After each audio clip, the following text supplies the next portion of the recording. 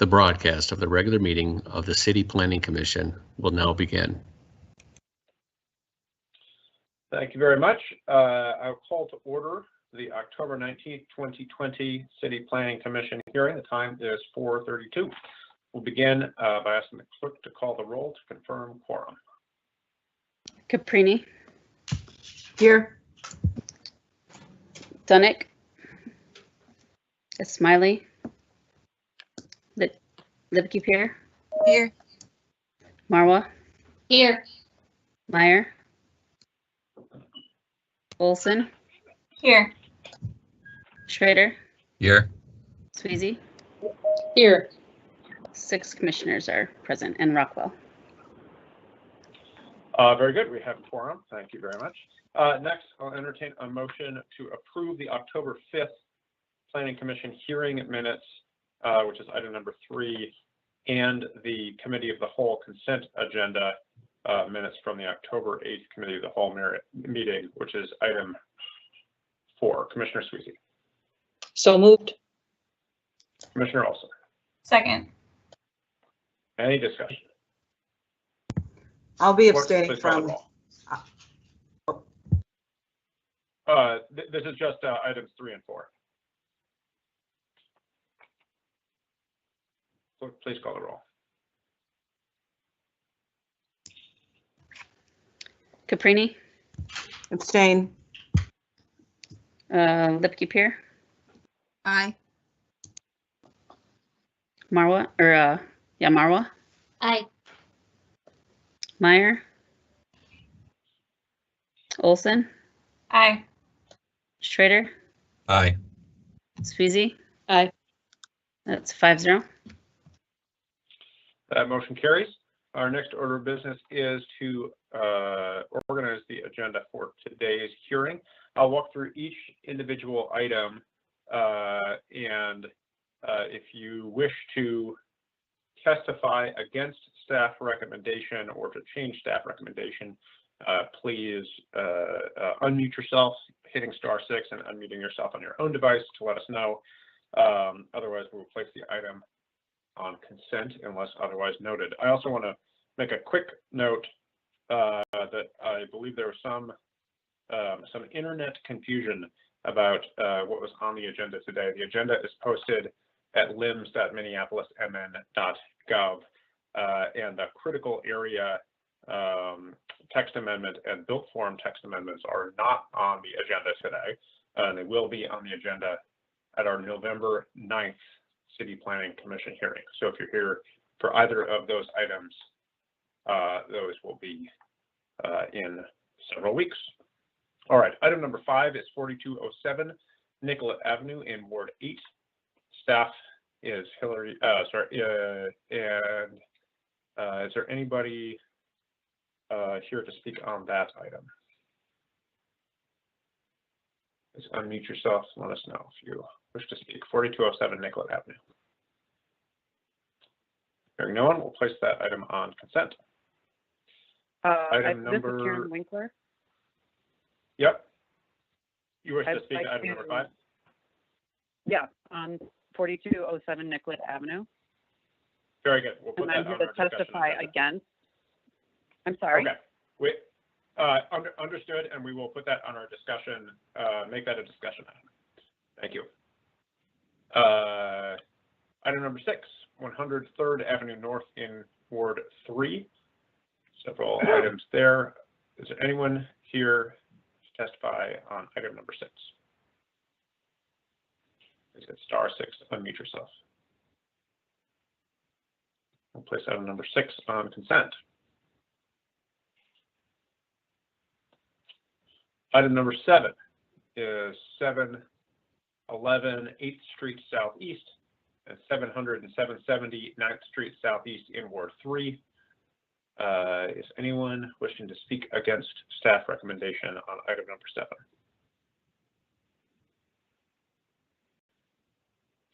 Hearing no one, that's item number 7 on consent agenda. Item number 8 is 718 West Broadway in Ward 5. Is anyone wishing to speak against staff recommendation on item number 8? *6, unmute yourself. Place item number 8 on our consent agenda. Item number 9 is 620 Olson Memorial Highway, 622, 634, and 638 7th Avenue North in Ward 5. Is anyone here to speak against staff recommendation on item number 9? Hearing no one, will place item number 9 on our consent agenda. Item number 10 is 903, 907, 909, 913, 925 East Franklin Avenue and 2007 to 2017 Elliott Avenue, 908, 924, 21st Street East, and 2008 10th Avenue South in Ward 6. Is anyone here wishing to speak against staff recommendation on item number 10? Hearing no one, will place item number 10 on the consent agenda. Item number 11 is 1724 and 1728 Nicollet Avenue, 1727 LaSalle Avenue in Ward 7. We will discuss item number 11. And item number 12 is 2837 Chicago Avenue, 2830 10th Avenue South in Ward 9. Item number 12 will be continued to the November 2nd City Planning Commission hearing. And item number 13 is zoning code text amendment related to security gates.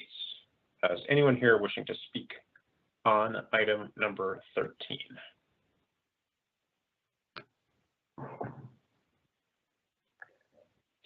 We'll place item number 13 on the consent agenda. So our agenda as amended is we will discuss items number 5 and 11.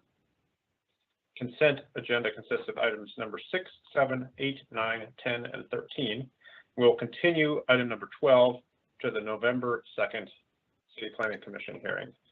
Commissioners, could I have a motion to approve the agenda as amended? Commissioner Olson. So moved. Commissioner Sweezy. Second. We have a motion and a second.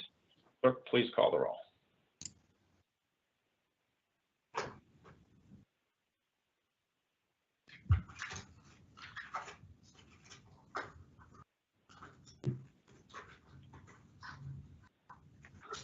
Is this, We get a roll call on the motion to approve the agenda.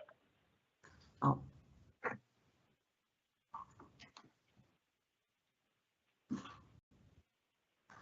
Lisa, do we have you? Otherwise, I can call roll here. All right, we may Chair. have lost our clerk for the moment, so I will call roll on approving the agenda as amended. Commissioner Lipke-Pear. yes. Commissioner Caprini. Is this the moment that I can abstain on item 9, or am I incorrect? You are incorrect. We're just Okay. approving the agenda Okay. as amended. We'll make sure Okay. you get to abstain on item 9. Okay, This thank is just to approve the agenda as amended. I, Commissioner yes, Caprini, aye. Commissioner Downing, Commissioner Smiley, Commissioner Marwa, Aye. Commissioner Meyer, Aye. Commissioner Olson, Aye. Commissioner Schrader, Aye. and Commissioner Sweezy. Aye. That motion carries. Next up, could I get a motion to continue item number 12 to the November 2nd City Planning Commission hearing? Commissioner Lipke-Pear, Motion to continue item 12. do I have a second? Second, Marwa. We have a motion and a second. Any discussion? All right, roll call on this. Commissioner Lipke-Pear, Aye. Commissioner Caprini, Aye. Commissioner Dunick, Commissioner Smiley, Commissioner Marwa, Aye. Commissioner Meyer, Aye. Commissioner Olson, Aye. Commissioner Schrader, Aye. and Commissioner Sweezy. Aye. Next up, we have our, thank you, that motion carries. Next up, we'll open the public hearing on our consent agenda. Is there anyone here wishing to testify on our consent agenda items? Hearing no one, I will close the public hearing on the consent agenda. Commissioner Caprini, I believe you want to abstain from item 9. Is that correct? That's correct. Thank you. Very good. Could I have a motion to approve the consent agenda? So moved. Zach Caprini? Yes, I'm sorry. Very good. And could I have a second? Second, Lipke Pier. We have a motion and a second. Clerk, please call the roll. I was kicked off for a second. Which items? 6, 7, 8, 9, 10, and 13. Okay. We have approved the agenda and continued item number 12. And we are now approving the consent agenda. What meeting was number 12 continued to? November 2nd. Okay. All right, Caprini, Aye. Lipke Pier, Aye. Marwa? Aye. Marwa? Sorry. Okay. Meyer, Aye. Olson, Aye. Schrader, Aye. Sweezy. Aye. That's 7-0. That motion carries. And Lisa, Commissioner Caprini had abstained from item number 9 on the consent agenda as well. Okay. Okay, I got that. Okay, very good. Okay, moving on to our discussion agenda. First item is 4207 Nicollet Avenue, Ward 8. Staff is Valerie. The floor is yours. Thank you. Good afternoon, Commissioners. This project is for 4207 Nicollet Avenue Apartments. You can go to the next slide, please. The site is located on the southeast corner of Nicollet Avenue and East 42nd Street. This is currently the site of the Curran's Restaurant, although I believe Curran's Restaurant is now closed. Next slide. The site is surrounded by residential developments of varying densities, and a public park is located across the street. There are also small commercial businesses scattered up and down Nicollet Avenue. Next slide, please. And the site is located in the Kingfield neighborhood. The site is zoned C2 Neighborhood Corridor Commercial District. Future land use on the site is corridor mixed use. Nicollet Mall Nicollet Avenue is a goods and services corridor, and the built form guidance for the site is corridor 6. Next slide, please. So this is the site plan that you are seeing. The applicant is proposing it's a 5-story, 82-unit residential building on the site. On the ground floor, there is a lobby and club room and a fitness center. The lobby club room space is located on the corner of 42nd and Nicollet. Could be converted to commercial in the future, as was discussed at Committee of the Whole. But as proposed going into construction, it would be the lobby and club room space for the building. There's also a dog wash area on the lowest level in the parking garage, located along 42nd, which you can see from the public sidewalk. There will also be 37 enclosed parking spaces on the site. Next slide, please. There are several applications required for the project. The first one is a conditional use permit to increase height. They're going from 4 stories or 56 feet to 5 stories or 57 feet. We are recommending approval of this application. The building does exceed the height limitation by the number of stories. However, in the number of feet, it is only 1 foot taller than what's allowed for a 4-story building. There would be some shadowing depicted on the residential structures to the east and west and also on the park, but as one knows, the sun is constantly moving, and so none of these properties would be continuously in shade. They do have variances for the project. One is to increase the FAR from 2.04 to 3.82. A building of this size is, or the future land use guidance for the site allows a building of this size, and we are recommending approval of that variance. The other variances that are required is a variance to reduce off-street parking from 41 spaces to 37 spaces. You can go to the next slide, please. I'm sorry. One more. I'm sorry, I forgot the floor plan, the basement floor plan, but this is fine. The building footprint was maximized to allow as many enclosed parking spaces as possible. To provide more parking spaces on the site, the south interior side yard setback would have to be further reduced, and they are trying to provide a buffer to that residential structure that sits just south of the site. The other variance related to parking is the number of compact parking spaces within the building. You are allowed 75% of what's required to be compact, or excuse me, you're allowed 25% of what's allowed to be compact.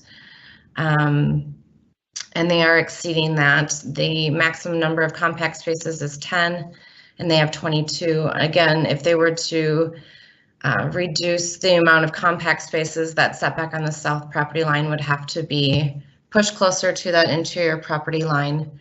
And so they wanted to maximize the amount of parking that they could provide in the building, and so they opted to have more compact spaces provided on site.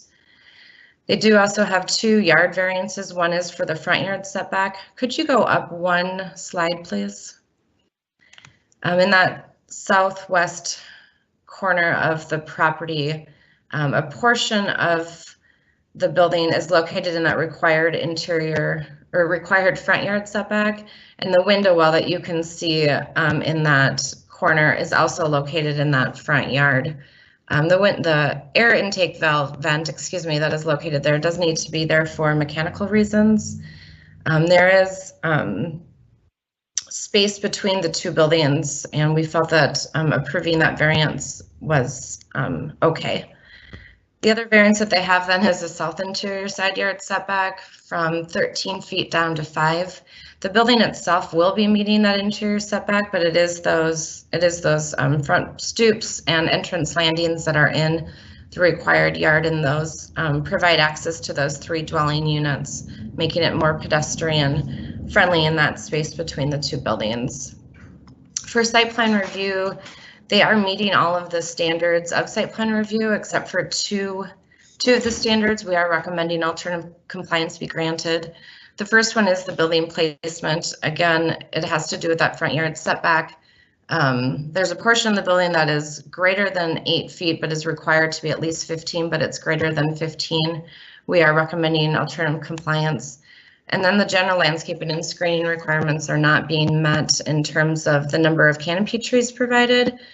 There isn't a lot of space on the site to provide large canopy trees. And so in lieu of the canopy tree requirement, they are providing 6 ornamental trees in that space, which will grow to approximately 20 feet in height. We are recommending approval of all of the applications and subject to standard conditions of approval. And I will stand for any questions. Commissioners, are there any questions of staff at this time?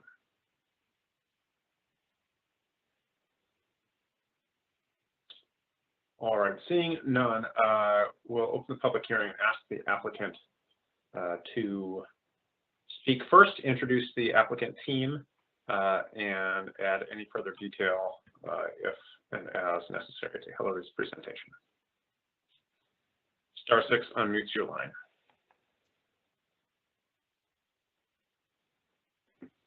Good evening. This is Alex Giese, the applicant. Can everybody hear me?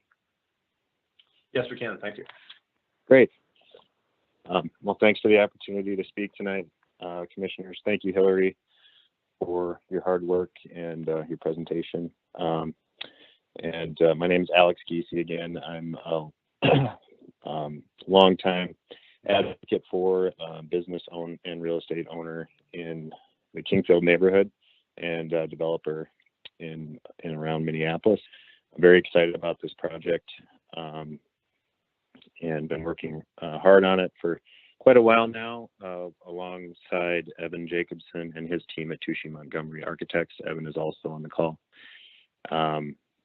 We took a long time to understand and the 2040 built form land use and try to apply it appropriately to this site. I do believe that the Kingfield neighborhood has a serious shortage of multifamily housing, and our plan is consistent with 2040 goals, which are obviously speak to increasing density throughout the city and creating new units for neighborhoods like this one. And again, I'm just excited to bring this project to a neighborhood that I dearly love. We went to committee of the whole, as everyone knows, as well as to the Kingfield neighborhood. Took a lot of feedback very seriously, constructively, and applied a lot of that to some changes to the project that we're really proud of. So as the project stands today and what you see before you this evening, again, just excited to bring this to the neighborhood and to the city, and I'll stay on the line and happy to answer any direct questions, and Evan is available as well. Thank you. Very good. Commissioners, are there any questions for the applicant at this time?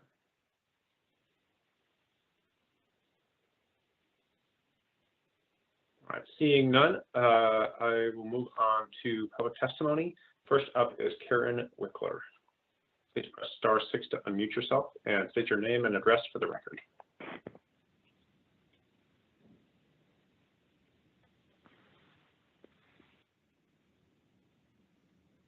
Hi, my name is Karen Winkler.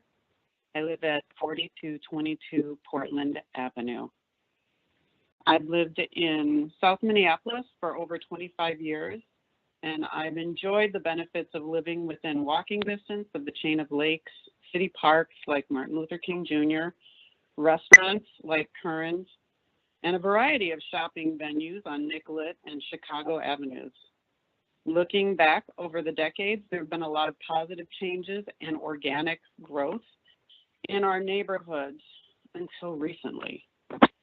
The loss of Curran's Family Restaurant was more than just the loss of another dining option for our neighborhood. Curran's employed over 35 people and kept them employed through a pandemic. They were more than cooks, waiters, and cashiers. They were members of our community. Curran's was more than a restaurant. It was a gathering place, a community resource, a neighborhood employer, and even more than that, Curran's was family. This was evidenced by the rush to dine there, even during the pandemic, one last time before it closed its doors, one last piece of pie, one last cup of hot coffee. I oppose the granting of the following conditional use permits and variances. The conditional use permit to increase the maximum height of the building from 4 stories and 56 feet to 5 stories and 65 feet. That 65 feet was in the memorandum from July 23rd, 2020. Variance to increase the floor area ratio of the building from a maximum of 2.04 to be allowed at 3.73, nearly double. Variance to reduce the minimum off-street parking requirement from 41 spaces to 37, and the variance to reduce the south interior side yard setback from the required 13 feet to 5 feet for stoops and mechanical equipment. As I understand it, the conditional use permit to increase the building height to 5 stories and 65 feet, along with the requested variances to increase the floor area ratio to nearly double the currently allowable ratio and reduce the south interior side yard setback to 4 feet, would directly decrease the value of the adjoining property. The proposed floor area ratio is nearly twice the maximum FAR. The requested variance would negatively impact the homeowners on the adjoining property, as the view out of that north-facing window would now be obstructed, such that all they would see would be building wall and not the city park or the sky.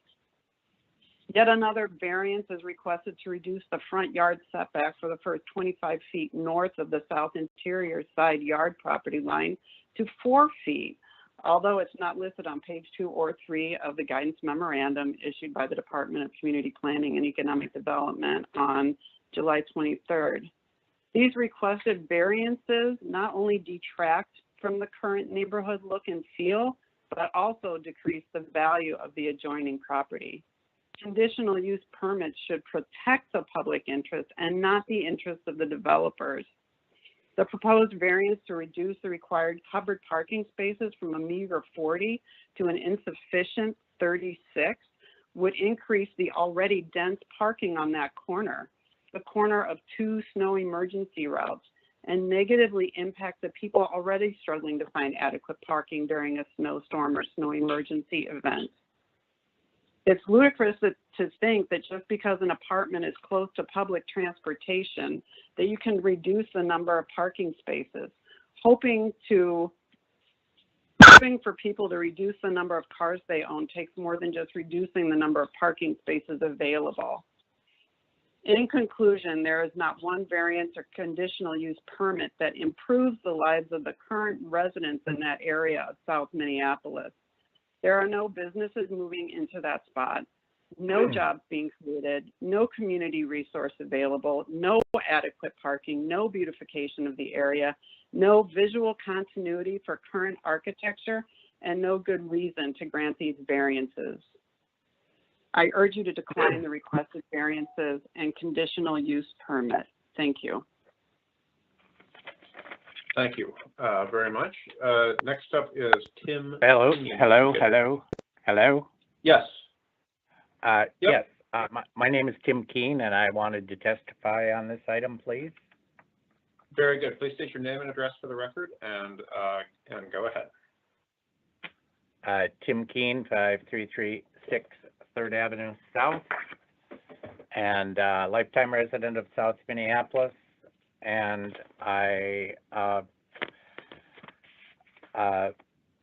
will object specifically to certain enumerated items, but in the larger context, the wholesale variances and density allowances that are granted to this site are greatly in excess of what is already allowed under the code, and the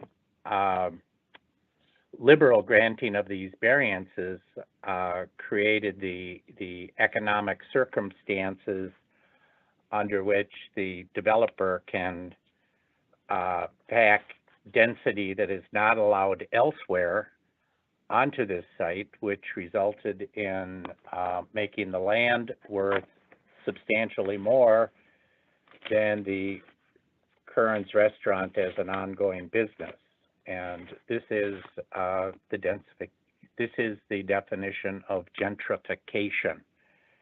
We are losing an important community asset in the restaurant that provided not only a gathering place for the public to serve South Minneapolis, but employment opportunities for the nearly 40 employees who reflected the diversity of the community and had worked there for, in many cases, decades.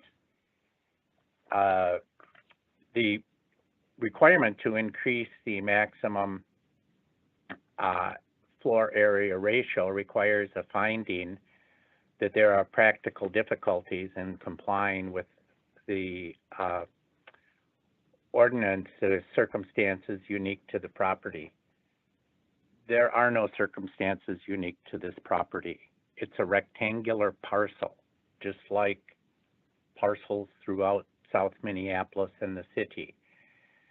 The generous granting of dramatic increases of bulk and density as proposed by the applicant and supported by staff result in buildings that are completely out of character with those in the existing proximity. This will be the highest building on Nicollet Avenue between Franklin and the Crosstown. There is nothing that supports a practical difficulty that allows the height and density that is proposed here and is completely out of context with surrounding land uses. The side yard setback reduced from 13 feet to 6'4" on the south side of the building.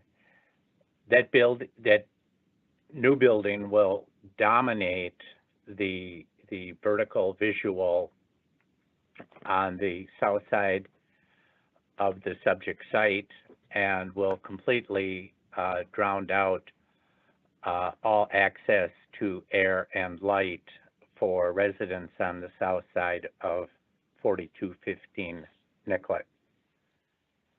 The conditional use permit, which allows the additional height, again, is completely is allowing a business that is completely out of context with the height and bulk of surrounding buildings.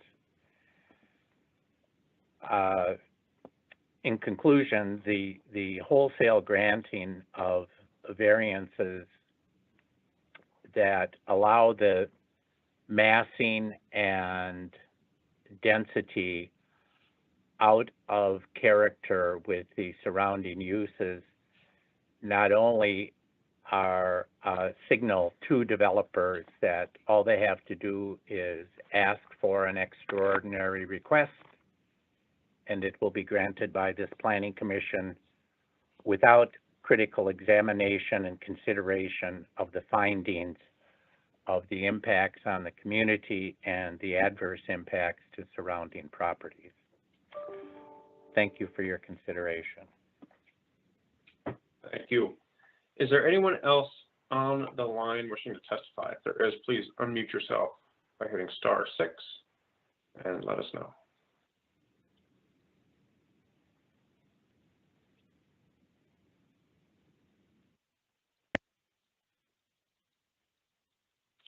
All right, hearing no one, I will close the public hearing, commissioners. We have a number of applications before us. Are there any questions of staff, the applicant, any discussion, or would someone like to start us off with a motion?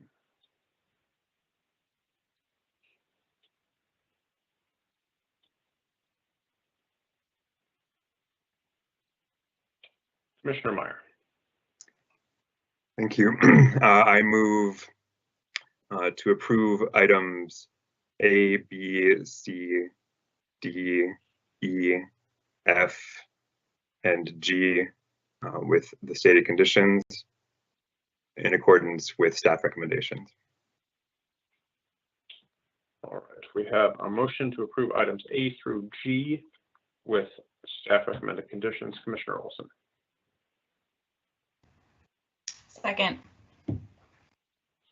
We have a motion and a second. Is there any discussion?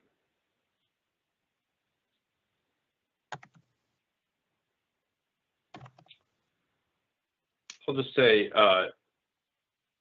quickly, you know, Commissioner Meyer, sorry. Yeah, I was just going to speak to my motion in regard to the parking.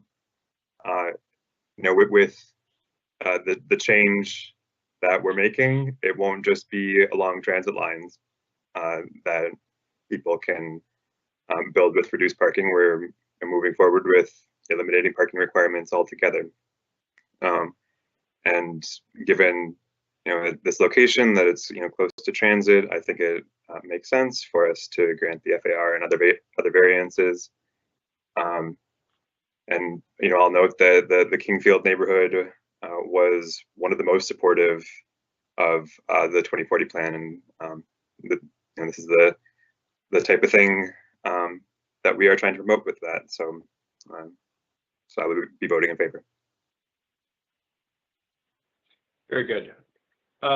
You know, I'll add also, I think there are some things are within the purview of this commission, and some are not, and some are kind of indicative of the direction that that the new comprehensive plan takes us in. So, in terms of being able to retain particular businesses at a location and those jobs and the economic considerations of the values of properties, broadly speaking, are outside the purview of this commission.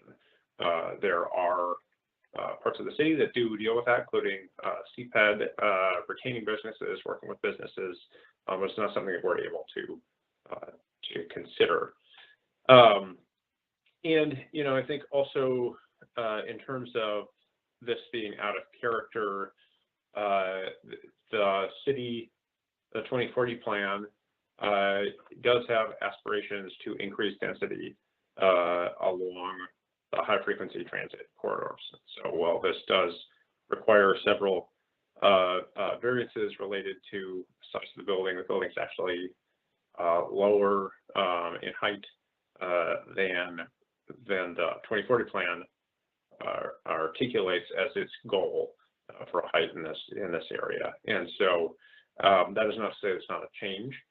It is, but it is also a policy decision that the city made writ large in the 2040 plan. So I just wanted to note those couple of things and note that we heard the comments tonight, and that is kind of where these suggestions from staff are coming from.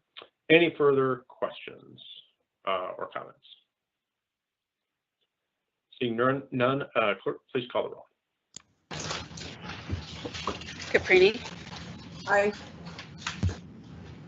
Lipke-Peer, Aye. Marwa. Meyer, Aye. Olson, Aye. Schrader, Aye. Sweezy. Aye. 7-0. That motion carries, and that concludes our business with item number 5. Next up is item number 11, 1724 and 1728 Nicollet Avenue, and 1727 LaSalle Avenue in Ward 7. Staff is Lindsay Silas. Lindsay, the floor is yours.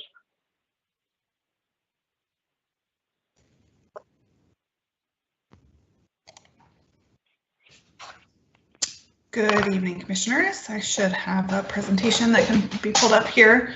This is a project that you saw last January.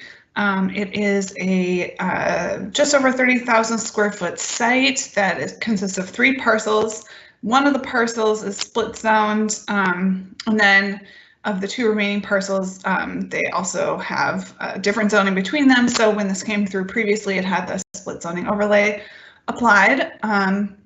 The site has a previously approved site plan for a mixed-use building with 123 dwelling units, 62 parking spaces, and 2,900 square feet of commercial space.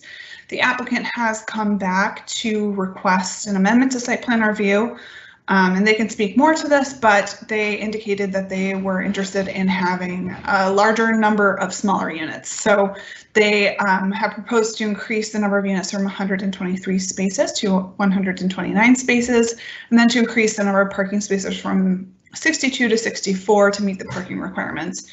All the proposed changes are just come out of internal reconfiguration. There are no changes to the elevations or footprint of the proposed building. Next slide, please. And just so you can recall, the building itself is here. So this is across the street from the other Nico building at 18th and Nicollet. Next slide, please. And next slide. So we are here just to discuss one of the conditions of approval. This is a condition that was applied during the last site plan review application in January of 2019. The condition is that the applicant shall provide an electrical connection for light and heat to the transit shelter. When this project initially came through, there were a lot of concerns from Metro Transit because the proposed location of the curb cut and driveway to access the parking garage is proposed to be at the exact location where their bus stop is now. This bus stop serves the high frequency routes 17 and 18, both of which can use articulated buses. So they needed a certain length of accessible area for the buses to queue. In addition, Metro Transit had concerns about moving the bus stop away from a signalized intersection as it may increase crossing outside of the intersection, that sort of thing. So there were a number of conversations with Metro Transit back when this first came through, and eventually, just due to some of the concerns that they had, staff worked with Metro Transit to come up with some conditions that include this one. In addition, there were other relevant conditions, including relocating and rebuilding the bus stop as it was with the appropriate ADA pad, and also providing a high-speed garage door that would decrease the likelihood that cars will block the sidewalk and block the route for pedestrians and bus users. So that's where this condition came from. It was applied to the previous application, and so staff had applied it to this one as well as an amendment to site plan review. So I'll move on to the next slide, and you can kind of see what we're looking at here. So this is the survey, and you'll see I have a circle around where the bus stop is now. And next slide, please. And here's the site plan. So the bus stop would be moving north of the proposed curb cut. So there would be the appropriate queuing area for the buses. However, that does require reconstructing the bus stop. And that is where the condition for light and heat came from. So next slide. So staff is recommending approval with the 13 stated conditions, including the condition that the applicant provide an electrical connection for light and heat. And I'm happy to answer any questions. Great, Commissioners, are there any questions for staff?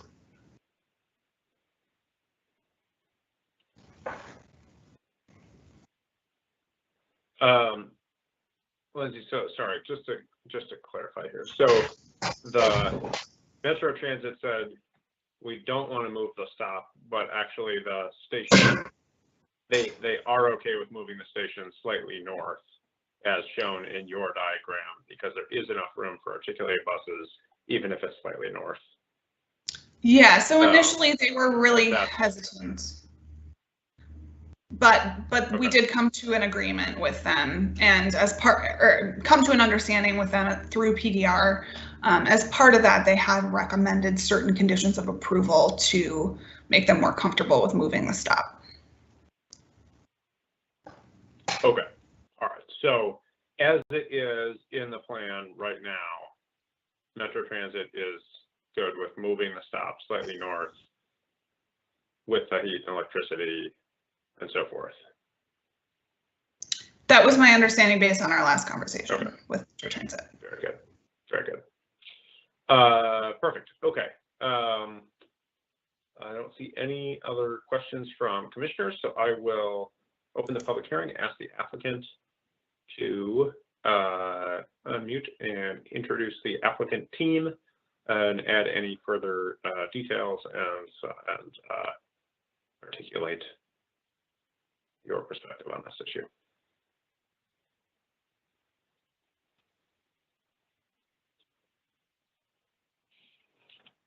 Hit *6 to unmute. You may have to check mute on your own phone as well.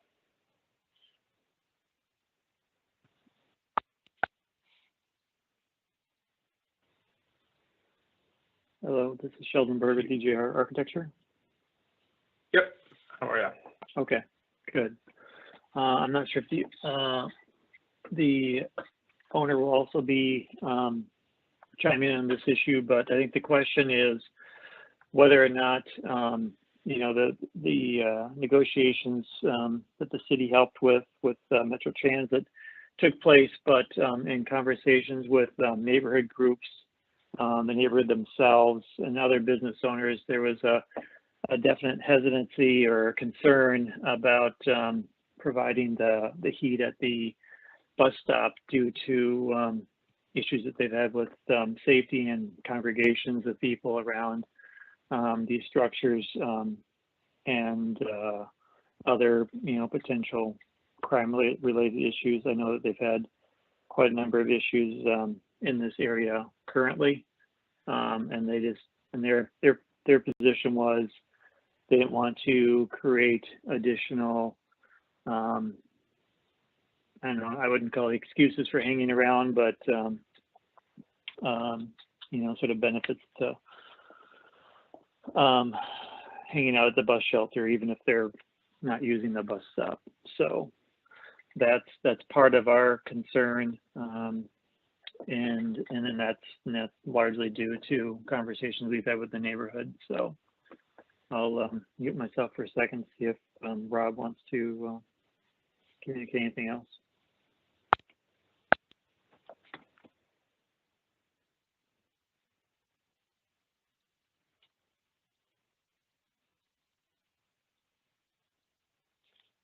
Anyone else from the applicant team want to speak to this? Yep. This is Rob with the Yellow Tree. Can you hear me? Yeah. Oh, there we go. Thank you. Good evening, commission members. What Sheldon said was correct, and largely what Lindsay stated is true. We do oppose item number 7, the heated bus stop. Should not be a condition of approval. We do agree, you know, with rebuilding the Metro Transit stop, the ADA accessibility. That's not a concern, but it solely is providing, you know, heat, potentially electric at the shelter. This area is experiencing significant safety concerns. I think everyone will realize that. In addition to the neighborhood even hiring for that concern. There's been excessive loitering at this area and at the stop, to include assault, sexual assault, and even murder a week and a half ago, immediately outside of this location. So, you know, our property manager, we own a location half a block from here, and they do observe individuals using the bus shelter for sleeping, in addition to many needles that they clean up, excrement, vomit, trash being left behind. We've been asked by local stakeholders and recently the neighborhood group, wondering what we're going to do about the concerns at the bus shelter and more, and our site that we currently own, ready to develop. And this is before we even break ground.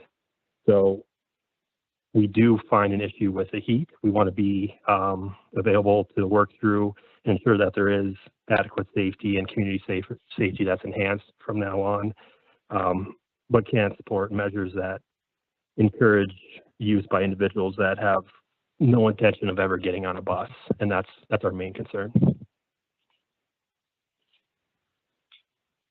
Very good. Commissioner Sweezy. Why don't you do Commissioner Lupke-Pierre's question first, and I'll reserve my comments for the time when we're talking about the motion. Mine was premature. Thanks. Very good. Commissioner Lupke-Pierre. Yes, I just had a question. Is the current bus stop or shelter heated right now? No, it is not. So just quick follow-up question. So how would this prevent the same loitering, drug use, rape and murder that we're seeing now?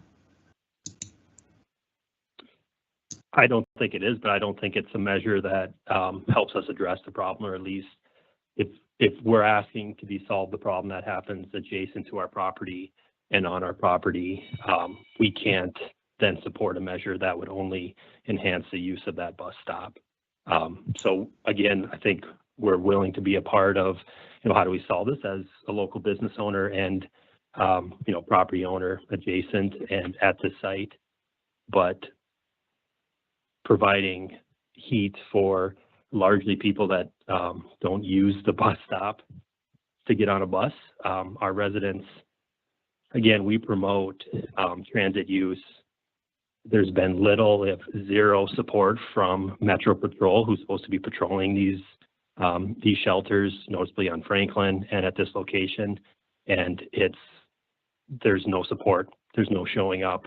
They don't do anything. They don't even clean the stops. That's largely done by us and our maintenance. Thank you. Any other questions or comments at this time?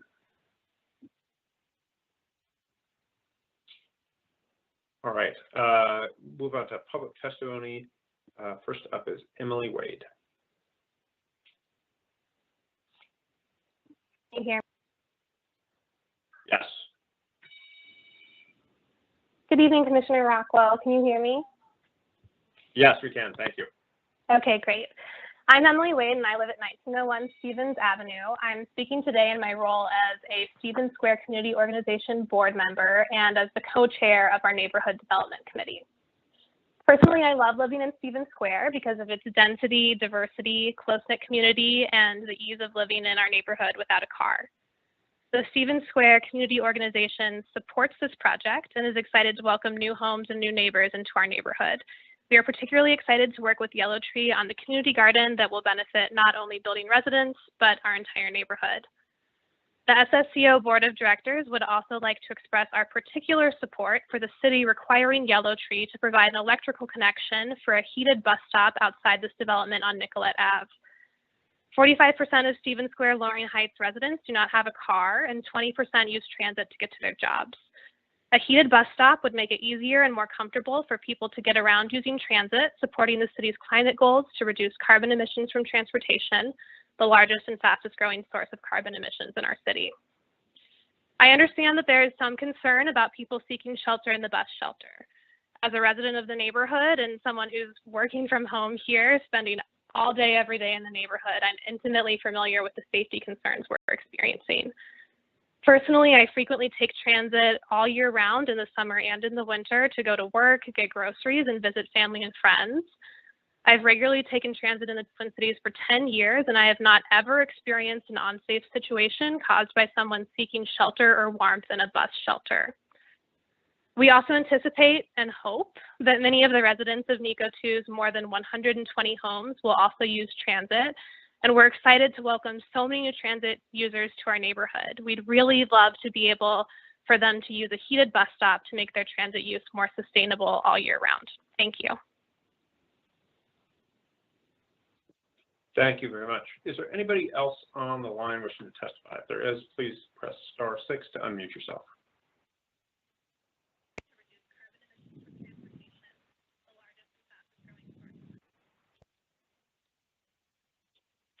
Hearing no one, I will close the public hearing. Commissioners, are there any questions or comments? Commissioner Sweezy. Thank you, President Rockwell.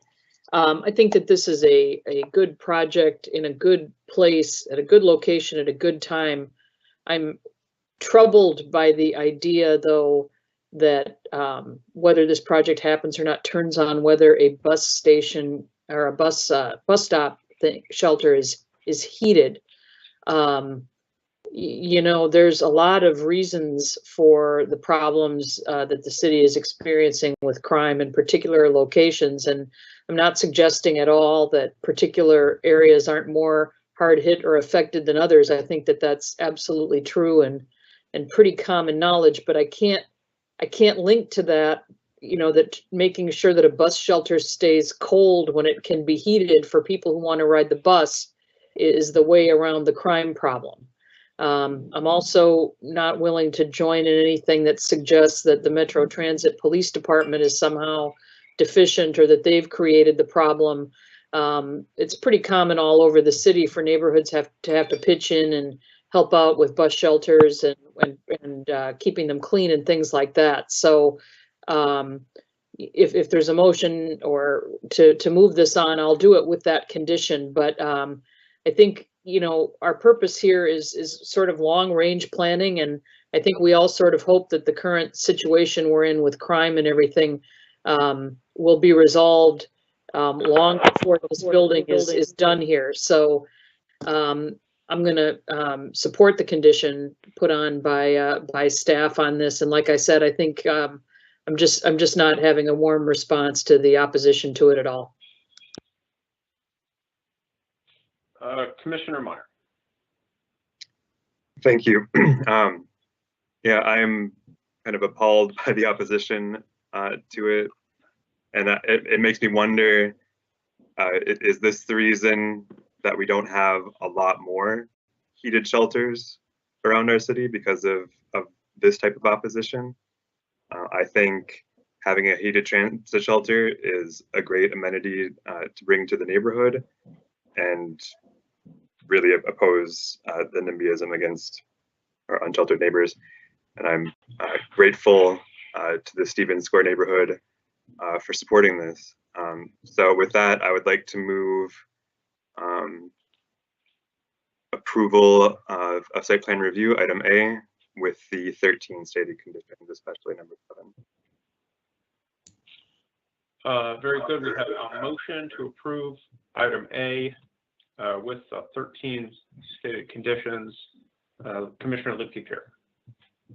Yes, I'm going to second the motion and just wanted to also comment that I don't think adding heat will increase crime. If anything, it will probably increase patronage of the bus route, which would actually probably lead to a decrease in crime as more eyes are on the street and people are present and things happen in a vacuum. So the more we can get people to interact in the public spaces, the better. If a person who does not have a home is sitting there and seeking warmth, to be honest, we all know that a lot of times in the winter, people take the buses places just so they have a warm place to sleep, even in the bus. So I guess I'm not thinking that the supposed negative of having somebody seek warmth in the winter overcomes the also benefit to everyone else that's hoping to ride that bus and wait in the heat and the warmth while waiting for it, because we need to make ridership more accessible to everyone and easier for everyone. And if this does it, great. And if that, unfortunately,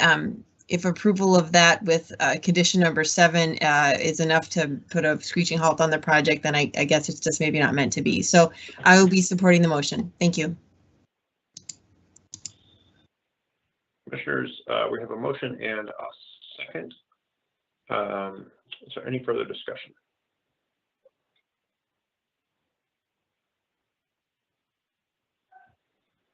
I'll just, I'll add,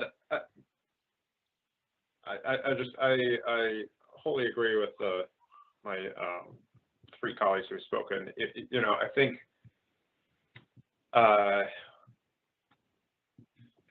city of Minneapolis and Metro Transit have done a disservice to the community by kind of allowing fewer benches on our sidewalks. I know that the Public Works years ago and the Downtown Council sort of actively dissuaded benches on our sidewalks so people didn't have a place to sit and loiter, and that there have been bus stops removed recently because of loitering issues. And I'm not underselling, like Commissioner Sweezy, not underselling the real issues that are deep rooted and are really not related to the transit system.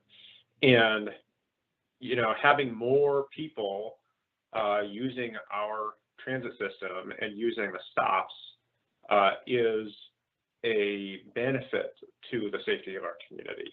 And having more of these stops feel welcoming creates an atmosphere in which it is less likely that from a design perspective that things that are unhealthy for the community happen. And so when I look at the landscaping design for this project and think about how the feel of the sidewalk is going to be, and retail establishment on the corner, and I think that this project is going to help create the atmosphere in which incidents that are dangerous or unsafe are just become less likely. It's not that people go somewhere else, but that people feel respected by the surroundings they're in, and that does in fact change how we react to those surroundings. So, I would hope not only that we heat this shelter, but that we create substantially more, as Commissioner Lukey-Pierre noted, having higher ridership and higher use of all of these stops and stations. Yellow Tree is adding a lot of capacity right at this stretch on this block, on both sides of the block, and hopefully there is a fair number of transit users there that really use the system, bring more eyes to the street, bring more people to bus stations and stops, and that we know from social science research and public safety research that those eyes on the street and good design do in fact reduce the conditions under which crime happens. So with that, clerk, please call the roll. Caprini, Aye. Lukey-Pierre, Aye. Marwa, Aye. Meyer, Aye. Olson, Aye. Schrader, Aye. Swayze, Aye. 7-0. That motion carries. And that concludes our discussion agenda. Kimberly, are there any announcements at the end of this hearing? Yes, sorry, was muted there. Updates just on appeals that have been received since our last meeting. Tomorrow at the Biz Committee, there will be 2 public hearings on appeals from Planning Commission decisions. One is on a rear yard setback variance that this commission granted for the cluster development at 2911 Grand Street Northeast. We also received an appeal of the conditional use permit for height and site plan review that were approved for the mixed use building at 2025 West River Road. So those will both be held tomorrow afternoon. And then on November 2nd, the Biz Committee of the City Council will hear 2 additional appeals from Planning Commission decisions. One for the mixed use, production mixed use building at 2301 California Street Northeast, and one for the adaptive reuse of the church building at 1219 West 31st Street. So kind of an unusually high number of appeals coming out of the last 2 meetings. And I will keep you updated of the outcome of the Biz Committee and full council actions on those items. Very good. Controversial decisions, apparently. All right. With that, is there any other announcements? Meeting is adjourned. Yes, I'd like Thank you to all very say much. thank you to Kimberly and the IT team and Lisa for your patience in getting me online. I really appreciate it. Thank you so much. Online pain really got distributed today. So You're very welcome. Booted off. All right. Thank you all. Meeting is adjourned.